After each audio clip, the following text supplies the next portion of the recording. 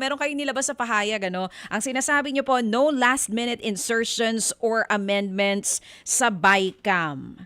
Ito po ba ay talagang matutupad kaya, Senator? Ano pong ibig sabihin niyo dito sa pahayag niyong ito? Well, kasi alam mo, Manong Ted, DJ Chacha, no, after nung nangyari yung flood control scandal, the biggest scandal ever in history,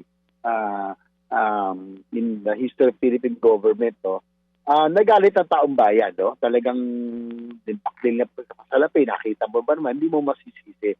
Kaya ang nangyari dyan, nagkaroon ng, siyempre, nagkaroon ng investigasyon at napag-alaman din na meron din talagang mga involved na mga legislators. Naging collusion siya, no? Sa buwatan, legislators, mga DPWH officials, o lahat na po, no? So, at long story short po, talagang may nag-abuso po. At siguro Manong Ted, kaya binabanggit to, DJ Chacha, makikita mo yung last minute insertions, no?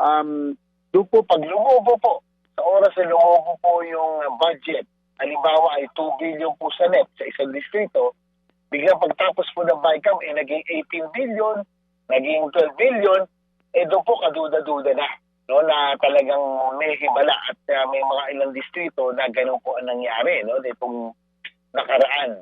So, sa akin po, alam naman ni Manong Ted na ang power of the purse ay nasa Kongreso, pero dapat po ay yung trust ay nandun, hindi mawala, no, kapag yan ay inabuso, yung mga post-enactment intervention, kumbaga talagang may nakikialam hanggang sa kontrata lahat, doon po nagkakaroon ng problema. Okay, so ang nag-udyok po sa inyo yung biggest scandal in Philippine history na tinatawag niyo po yung flood control issue. Pero paano niyo po yun i-enforce? Magkakaroon ba ng written rules ang BICAM o ito po sa panig lamang ng Senado? Paano po kaya? Well, unang-una, DJ Chacha, gagawin natin, open to the public ang lahat ng hearing hanggang sa Bicameral Conference Committee. Dati po, closed door po ito, no? At saka nangyayari sa BICAM noon, talagang, ministerial na lang, no? One day, yan, half day nga lang po yan, pirmahan lang. Pero itong huli, dahil sa reformang sinimulan po nung kay Senwin Gatchalian, siya chairman ng Committee on Finance, sa paghihigpit, umabot ng 5 araw yata BICAM, no? Talagang nag-usap sa mga disagreed portions, no? Hindi tulad dati na merong small committee na tinatawag na actually small committee, 2 finance chair lang yan, saka appropriations chair lang yung nag-uusap dyan, no? So open to the public na ito, DJ Chacha, even information needed will be available online. Pati po ang BICAM will be open. Hindi na wala na pong small committee na tinatawag, Manong Ted. Opo.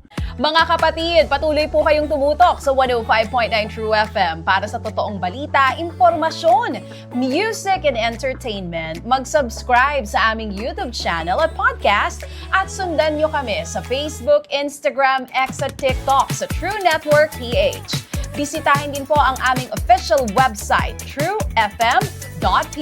At panoorin din kami sa True TV Signal, Channel 19. Kami po ang 105.9 True FM.